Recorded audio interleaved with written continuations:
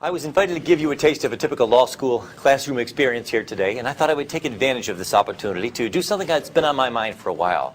To stand up and to proudly say, God bless America, God bless the Bill of Rights, and thank God for the Fifth Amendment. I'm not ashamed to say I'm proud of the Fifth Amendment, and I'm proud to admit on camera and on the internet that I will never talk to any police officer under any circumstances, with all due respect, sir. I'm doing something really extraordinary here today, something you'll almost never see another law professor do as long as you live. I'm really putting myself on the spot here. This was my idea. By my invitation, I have given up half of my time, approximately. I'm giving equal time and the last word to an expert who really knows something about what I'll be talking about. So I'm opening myself up to the possibility that he will contradict me. I was a criminal defense attorney when I was in private practice. So I want to make sure, in fairness to you, if I'm misleading you or giving you a slanted or one-sided presentation, you'll be able to get the last word from somebody else. I'm sure he'll have a lot to teach all of us, including myself.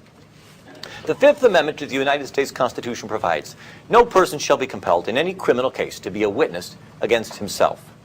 And this unfortunate amendment has gotten a bad rap in recent times, much of it tragically and unnecessarily through, as you may have heard, the headlines. There was a recent Regent Law School graduate who was in all the news for a couple of weeks. She was an outstanding former student of mine, and she really got quite a lot of undeserved flack for the fact that she chose to exercise her right to remain silent when the Senate wanted to ask her certain questions that arguably might have tended to incriminate her. All of the world was aghast. The Christian community in particular looked at this and said, how could a Christian do such a thing? How could a Christian take the Fifth Amendment? And I said, you go, girlfriend. I do the same thing. I'll do it every time. And I want to talk to you about why that's true, but first a quick listening test. Let me read to you something that was taken out of the newspaper this morning, and I want you to listen to it closely. And I'm giving you a heads up. I'm warning you in advance, which is not fair to you.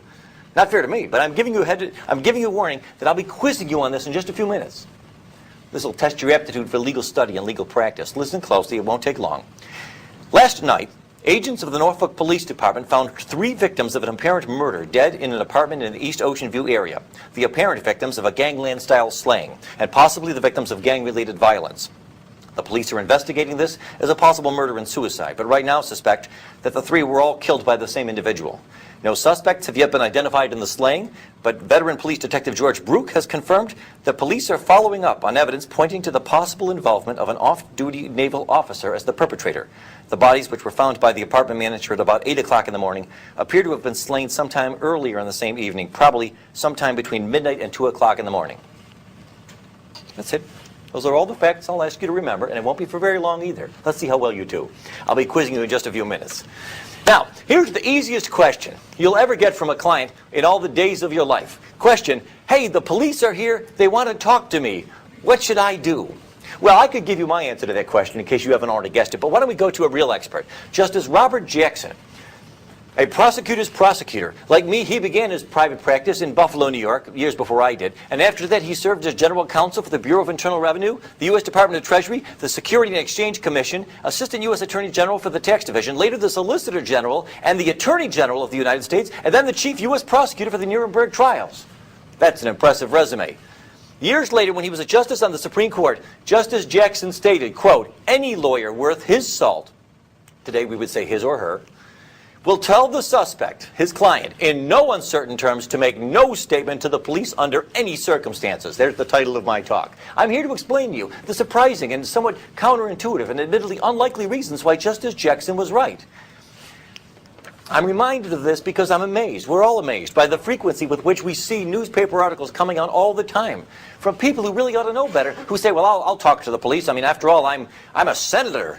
I'm O.J. Simpson. I'm an experienced, highly polished individual. I've got a lot of experience with public relations, even criminal defense attorneys. There was a local news story here in the Virginian Pilot just a couple of months ago about an experienced criminal defense lawyer who ended up getting convicted of criminal assault because he talked to the police. He was accused of having assaulted another attorney in the hallway. There were no other witnesses to this. A woman said that he grabbed her by the throat during an argument over a case. He denied it. At trial, it was his word against hers. He said, I did not even touch her. But unfortunately for him, when the police had approached him earlier and said, would you be willing to answer some questions? He said, sure, why not? I'm an attorney. I'm a criminal defense attorney. I'm savvy. I'm sophisticated. I've got oratorical prowess. I'm accustomed to dealing with the police, by all means. And then there was a conversation that was not recorded.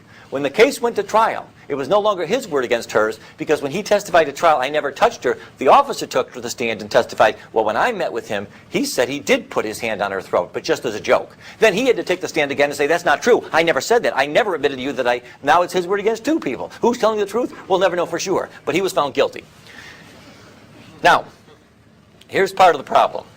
The heart of the problem, as Justice Breyer on the U.S. Supreme Court explained in 1998, is, quote, the complexity of modern federal criminal law codified in several thousand sections of the United States Code, and the virtually infinite variety of factual circumstances that might trigger an investigation into a possible violation of the law, make it difficult for anyone to know in advance just when a particular set of statements might later appear to a prosecutor to be relevant to some investigation.